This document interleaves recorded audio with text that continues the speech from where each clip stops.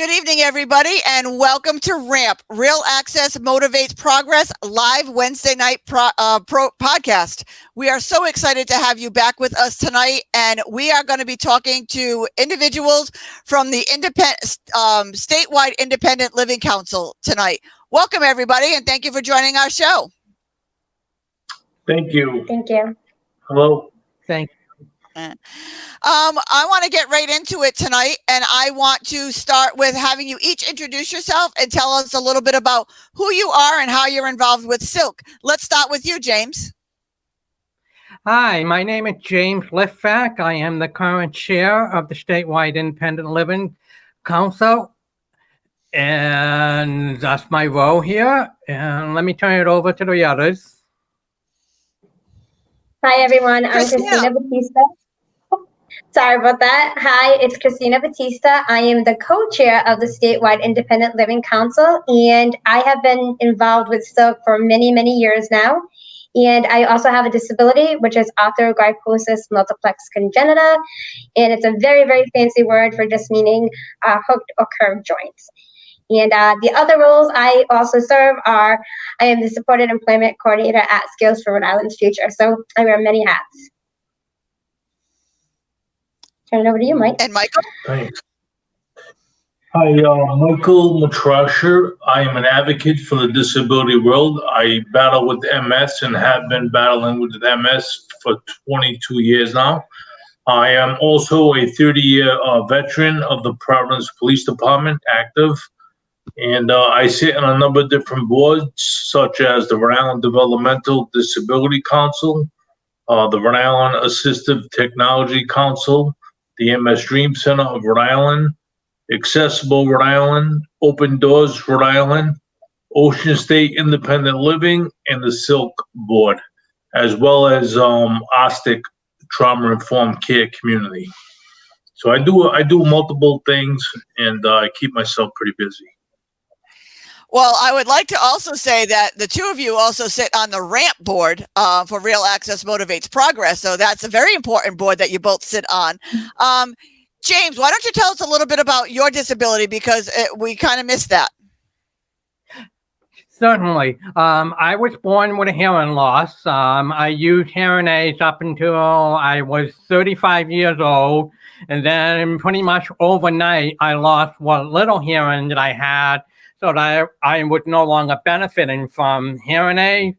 And that was when I made the decision to get cochlear implants, which was 16 years ago. So you guys do the math right now to figure out how old I am right now. Or correction, how young I am. I like that better, how young you are. Okay. Yeah. And to give you a little more on my background, I actually worked for an independent living center for nearly 20 years. And since then, I've also worked for the Trudeau Center. I've also worked for the Ocean State Center for Independent Living. And in addition to that, I'm also the manager for Rhode Island Relay. That is amazing. I just want to point out the fact that every single person on this podcast tonight has a disability, who is out and about in the community, flourishing and a very much participant in life in general and making a difference in the world. So if you think you can't do something, look at everybody who is sitting on this panel right now. And we are all out and about in the community making a difference every day. So there's no excuse for anybody not to be. Before we get into what the Statewide Independent Living Center is, I want you all to kind of go around and say what independent living means to you. Christina, I want to start with you on this one.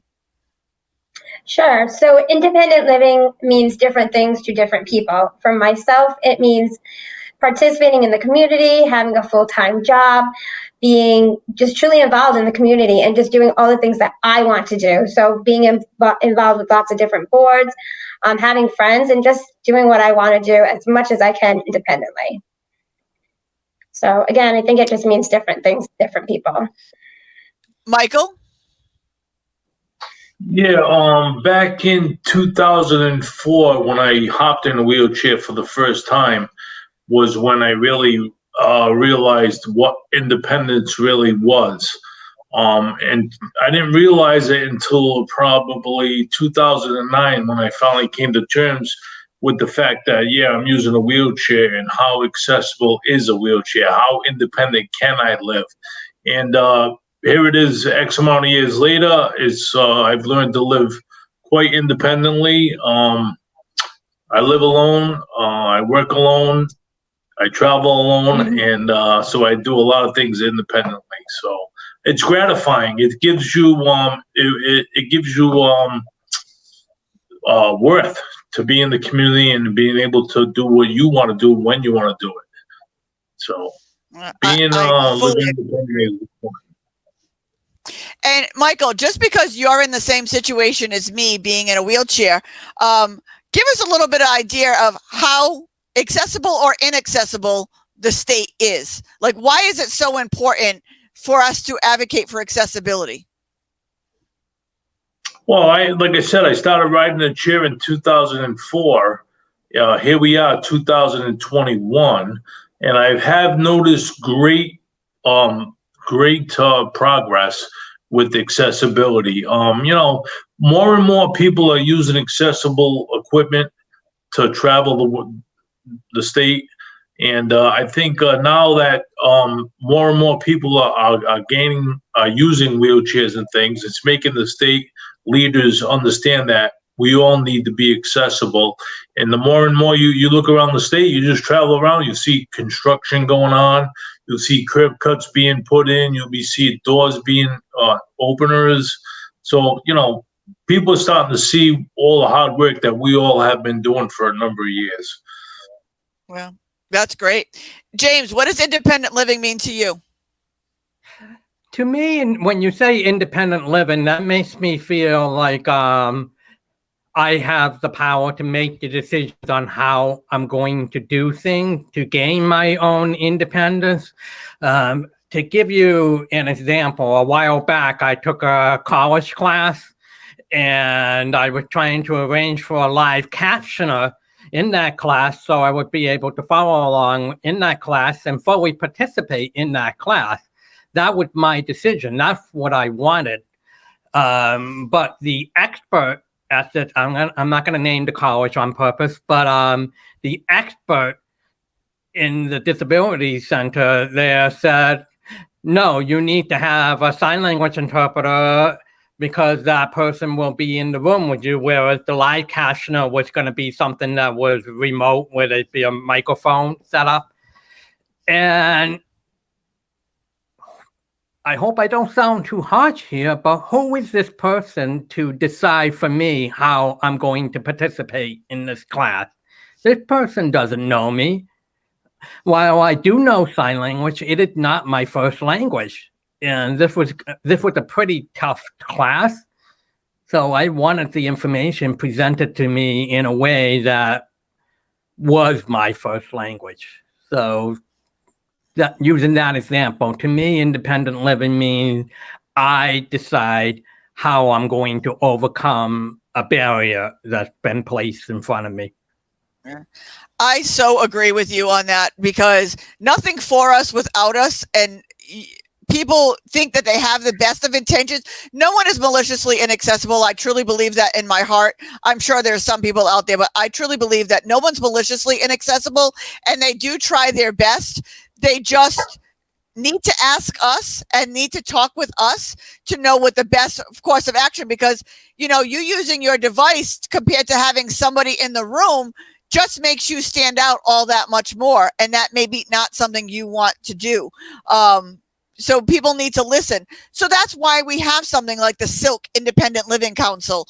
This is what they do in the state. James, tell us a little bit about what the council does and what it's all about. Okay. Well, I had the honor of joining the council about a year and a half ago. And shortly after that, I was elected as the chair. And what the Silk does is we raise awareness about independent living in the state of Rhode Island. We typically in a non-COVID year, we would be doing that by having workshops and doing like presentations and generally raising awareness, advocacy, like going to the legislative office, testifying for bills that are pro-independent living. One of the biggest, most important things that, at least that I think that we do, is we come up with the state plan for independent living. Let me give you the short version. Every state gets federal dollars that are earmarked for promoting independent living and making independent living possible.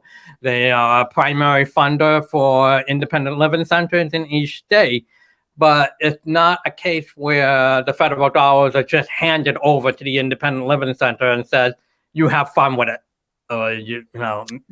What the council does is we basically decide how that money is going to be spent.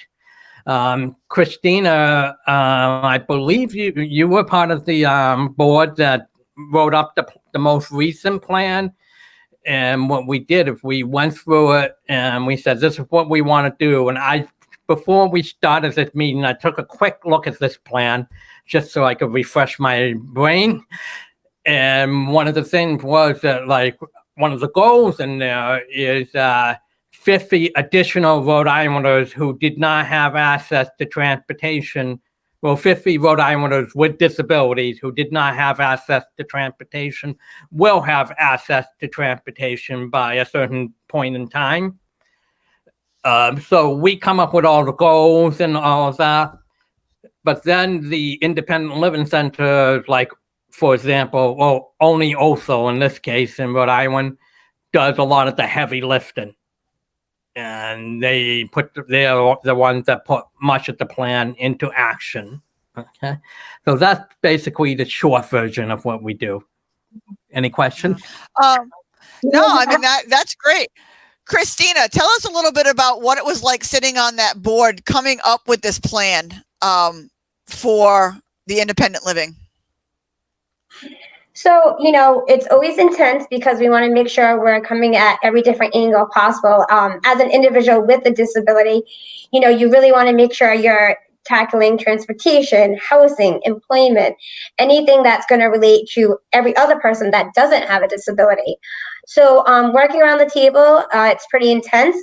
We take a long time and a hard look at all the topics, and we pretty much just formulate some topics that we really think is going to be crucial to the Rhode Islanders. So it was intense, but we did it.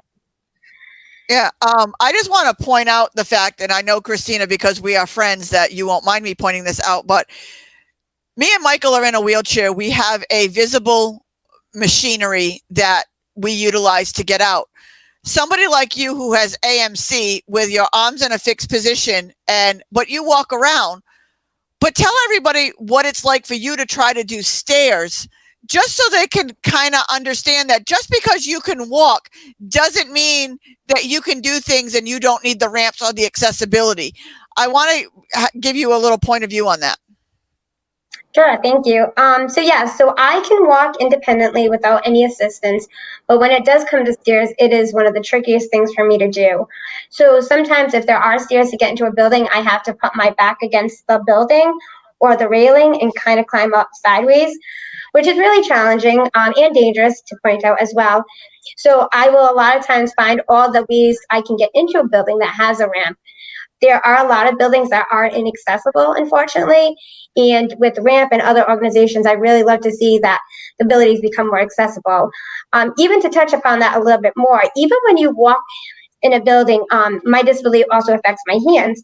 So when I go up to the doors to enter a place, I cannot literally pull the handle and push the door towards me. So I would love to see more buttons on the door, push buttons, I guess they're called, to push the button so the door would open towards myself. But climbing stairs is a challenge.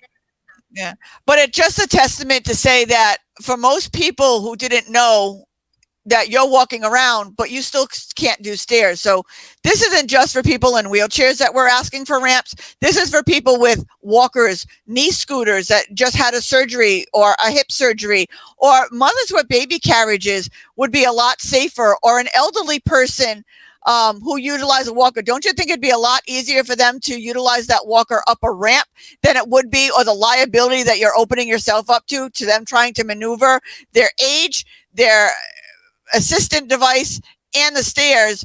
You're opening yourself up to a court case.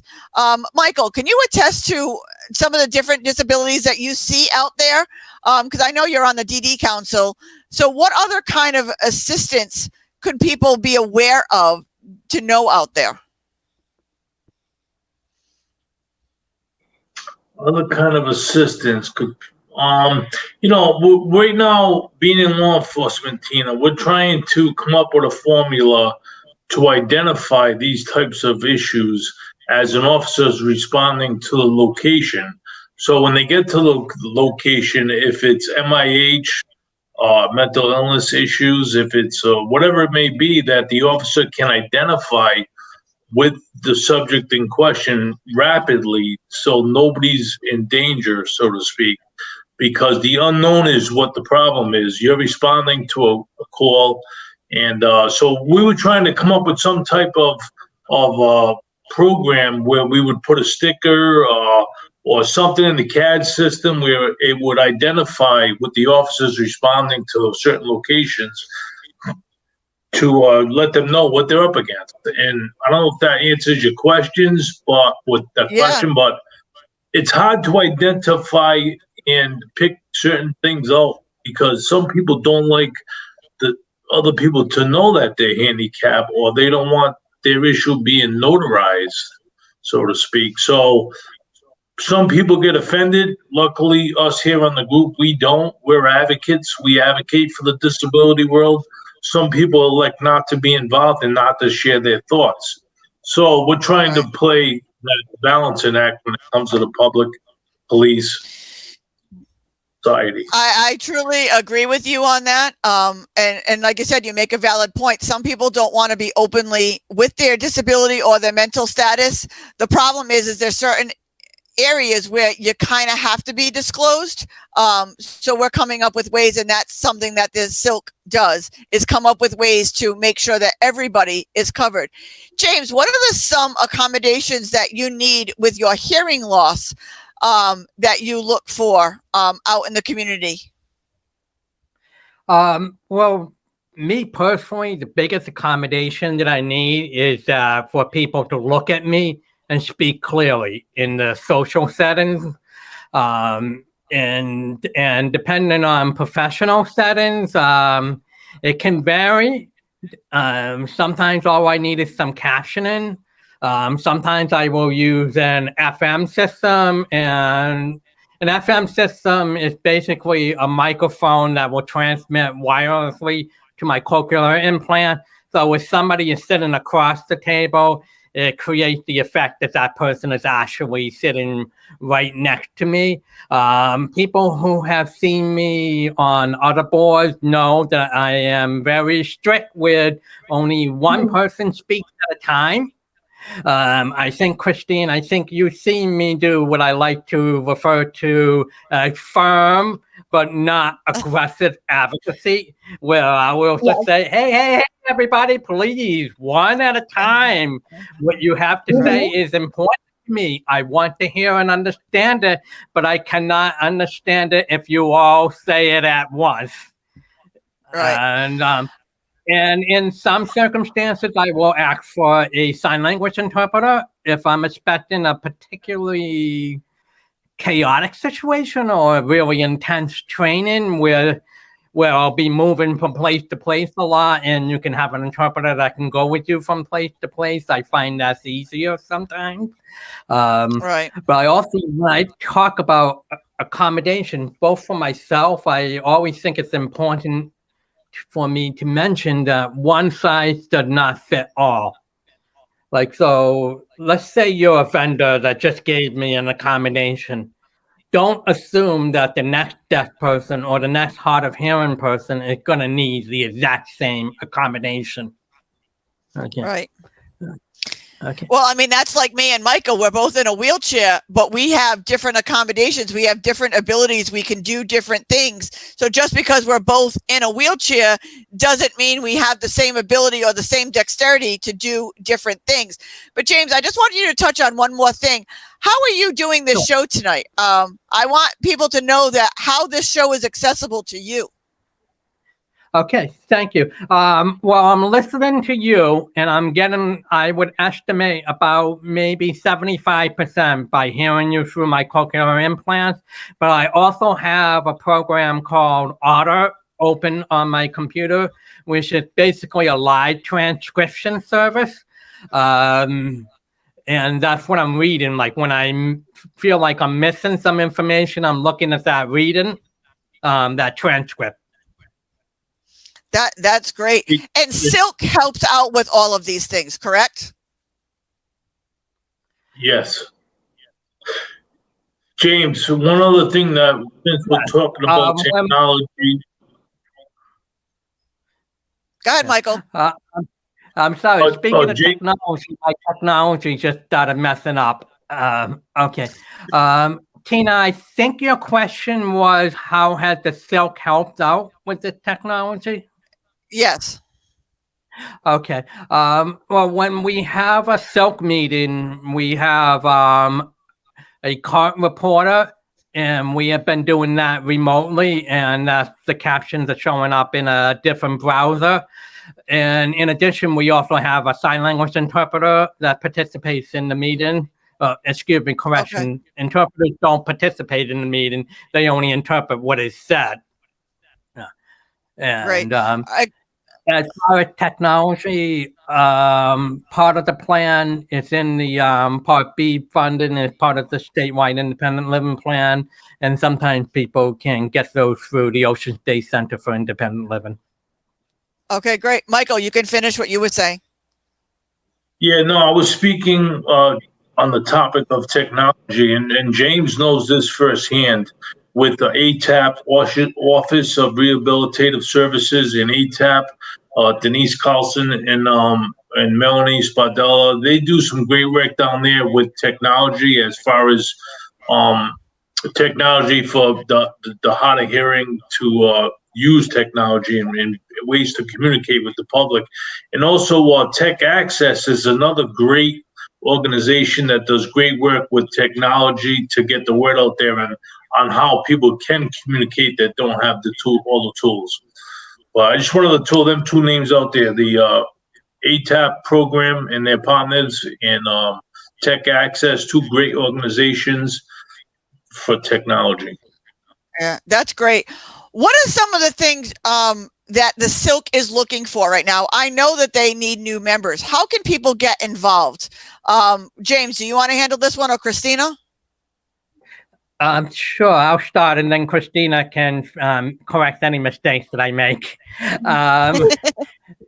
First of all, we are always looking for individuals who have a disability to participate, because we definitely want your input when we make decisions to next year's, is it next year? But the next independent living plan that we're going to have to write. And at this point, if you are interested in serving on the board, you can actually email me, J.E. Litvak. I'll spell it all out. JELITV as in Victor, ACK@gmail.com. And just express your interest, and I'll send an application out to you. At which point the board would review your application and most likely vote you in. And then we submit that to the governor's office for appointment. All of our meetings are open to the public. They're under the open meetings laws. So if it's just something that you're curious about, or you just want to participate in without being a full member, you're certainly welcome to do so. You just can't actually vote on any motions that are made. But there have been meetings in the past where a member of the public just attended and gave us some very valuable feedback. So I definitely encourage that. We do have a website, rhodeislandsilk.org.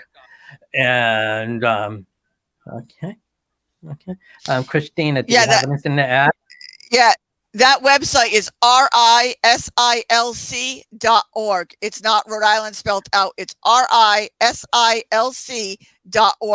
So you can go on there, you can find out about their meetings, and then you can hit contact and somebody will contact you back. Christina, what do you have to add, and why should somebody want to be part of either the Silk Board or just the open meetings? So I think James did cover it all, but just being a part of the Silk, it does give you a wonderful experience of belonging where there's others at the table that have the same mutual understanding, if you will, and respect for the topics that are very important to those with disabilities. I think you get to have your voice heard, and you know that your action is going to be effective. So there's a whole bunch of people at the table that are focused on the same issues, and I think it's really important when you belong to a group that has the same visions as you do. I think it's great. I mean, here's your chance to not just complain, but actually have your voice heard. Instead of waiting to be invited to the table, here's a table that's welcoming you with open arms. So make sure that you are contacting, like I said, check out an open meeting and see if it's for you. Mike, why do you think people should be involved in the Silk?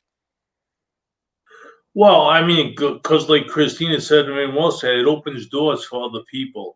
And I want to speak for the homeless right now as well, because we're all fortunate where we're able to do these meetings for our home and have the equipment necessary to do these things. But there are a lot of people that are challenged out there that don't have homes, don't have families, don't have the guidance that we all have, and that I would love to make it a little bit easier for these individuals to maybe get into a smart home or things to that effect, so the homelessness goes down. But homelessness and being disabled and homeless is another big issue that we're going to tackle. Yeah. But I think attended a conference. No, continue. No, I attended a conference, the ATAP conference, and they had smart homes there, Tina, where a smart home is just exactly that. You go in, you can verbally have doors open, verbally turn lights on. If you can't do certain things, so independent living fell right into that smart home platform. So I know they're making leaps and bounds with smart homes in general. Yeah. And I want to point out that Michael is absolutely correct with the homeless. RAMP just donated 75 walkers, wheelchairs, and canes to the homeless that are out on the street fighting COVID out on the street. So just because people are homeless does not mean that they don't need mobility devices, does not mean that they do not have a disability, whether mental, physical, or invisible. And they are a community that we need to speak for, because they can't get to these meetings. They don't have the ability right now to have their voices heard. So we need to be their voices for them. James, I want you to tell us what the most important you think people need to know about Silk. I think the most important thing that people need to know is that Silk is, although not the only participant, but they are a very vital part of getting the federal independent living dollars into the local independent living center. Because without the Silk, that money's not coming. And I think the Silk is like the gateway of how that money will get spent. And by having like one of our bylaw requirements is that we be 51% people with disabilities. And the reason for that is a phrase that you used earlier, nothing about us without us, is that we make sure that the plan for that money includes input from the people that money is intended to benefit. Yeah. And my favorite thing is the state. Yeah. My favorite thing is the state. They think just because they have that pretty little handicap sticker on something that it's automatically accessible.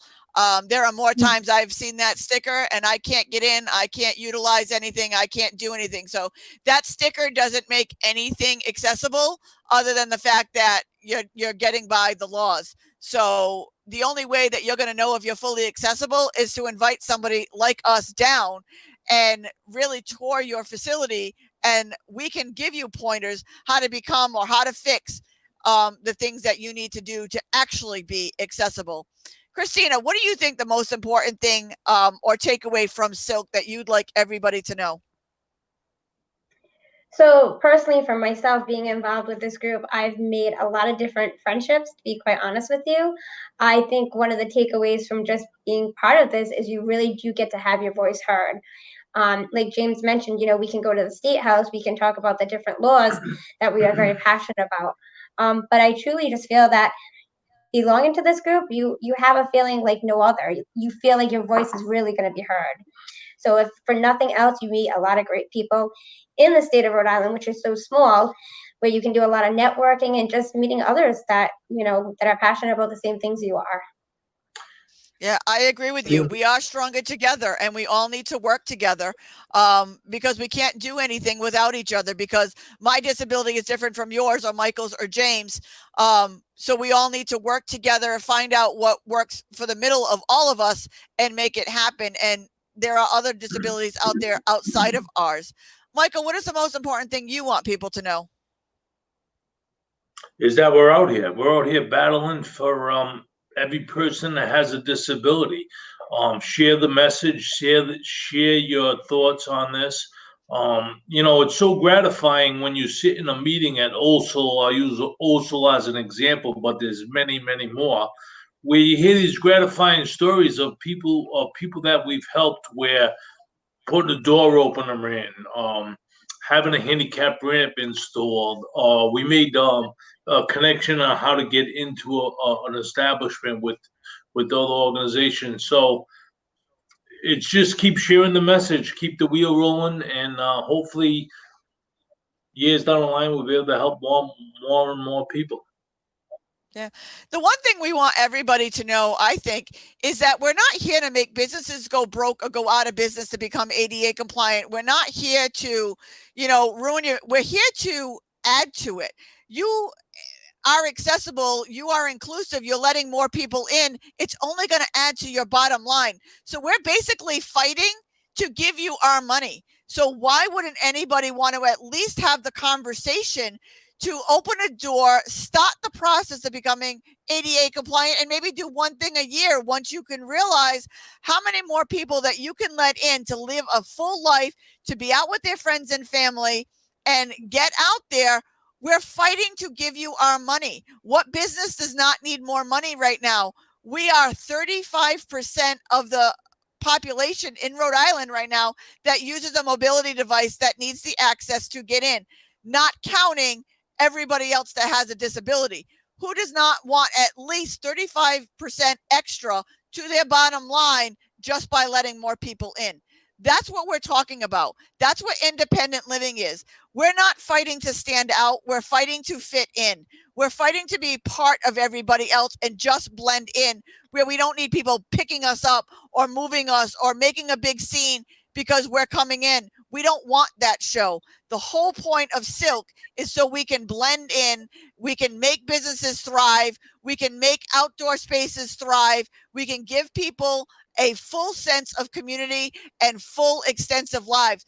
Because I'll tell you, Michael did most of his life outside of the wheelchair. He knows what it's like.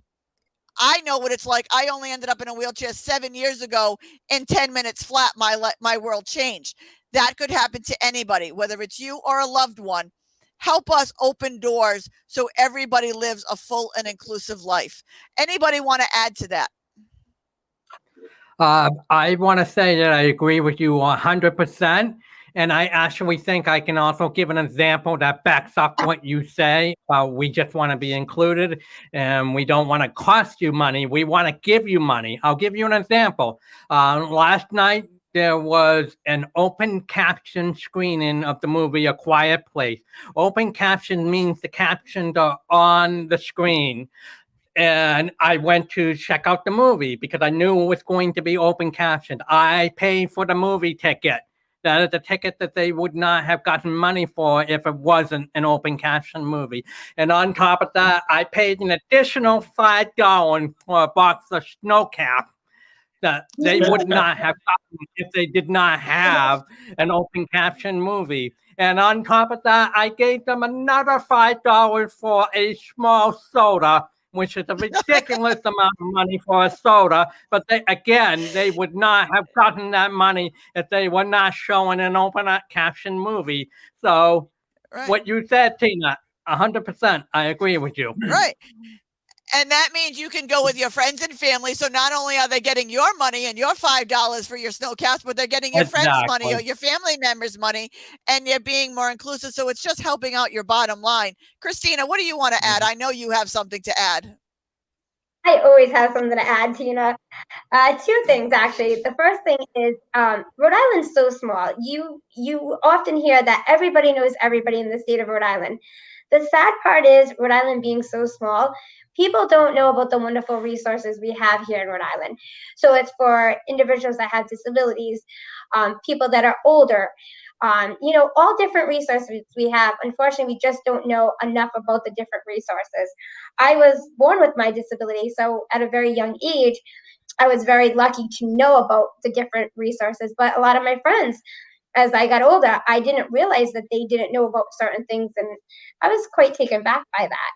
So the first thing is just, try to network as much as you can, because you always know somebody that knows about a different place. So that's the first thing. The second thing is about accessibility. I think a lot of businesses do want to have people come into their business, whether they have a disability, whether they're older, they're younger.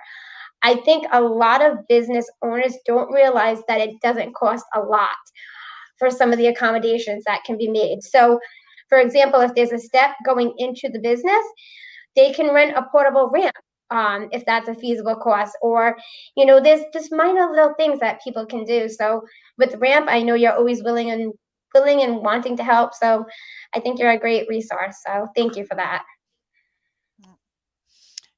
Go ahead, Michael. I knew you had something to say.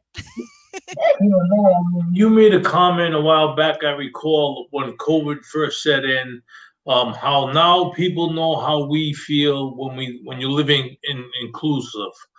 So now, we want to live independently. We don't want to live in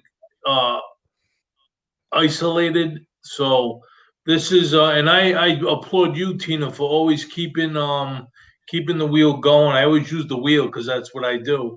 But the wheel rolling and keeping that mission alive. And you're always involved. Thank you, Tina.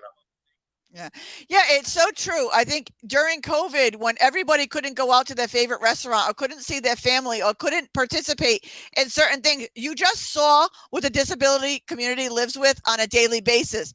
The world is opening up. Now take us with you.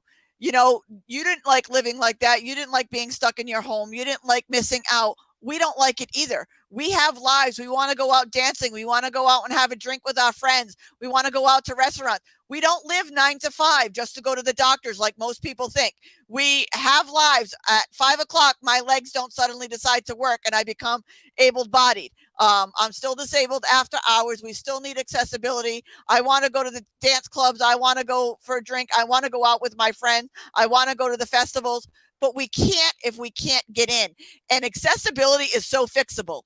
And, an example is I did a roll through one of the oldest libraries in Providence.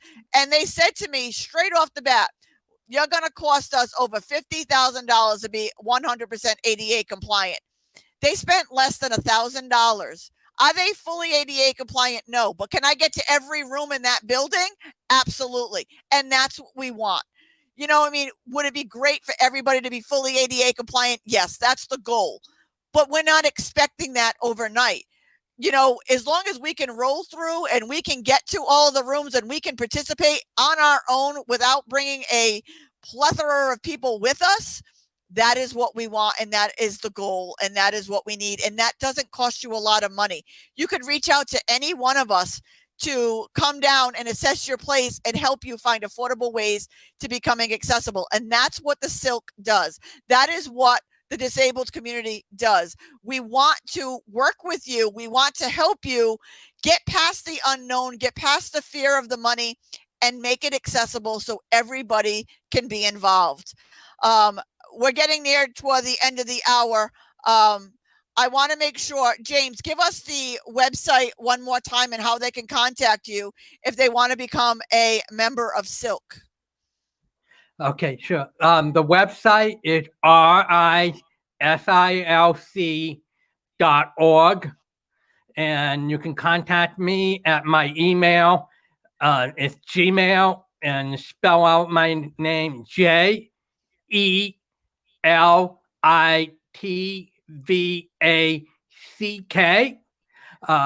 at gmail.com. If for some reason you don't hear my email through the radio show, you can certainly contact Tina through RAMP. I give her my permission to give out my email. I consider it public.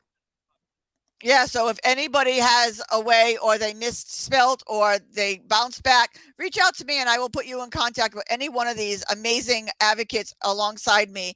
I talk highly. One last thing I want to do around robin, and everybody's going to get the same question, so you can think about it.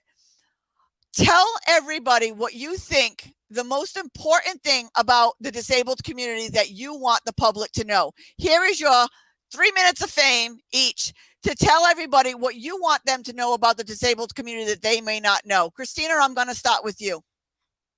Of course, you always go with the hard questions to me first. Thanks. Honestly, for me personally, I was born with this body for a reason. So I'm going to use my body to showcase the world, whether you have a disability or not. You can do anything you put your mind to. Accessibility also can mean different things as far as getting in and out of buildings. It could also mean living your life with the assistance of a personal care assistant. It can mean working with a few modifications. So my biggest takeaway is just be who you want to be, live your life to the fullest, and whether you have a disability or not, just live your life. Where people that have disabilities are just as great as somebody that doesn't have a disability, and we can be a lot of fun. Yeah. Michael, same question. Well, all I can say is that I've been operating in a wheelchair for about 18 years now, 16 years, whatever. But I also, like I mentioned earlier, I'm a full-fledged policeman.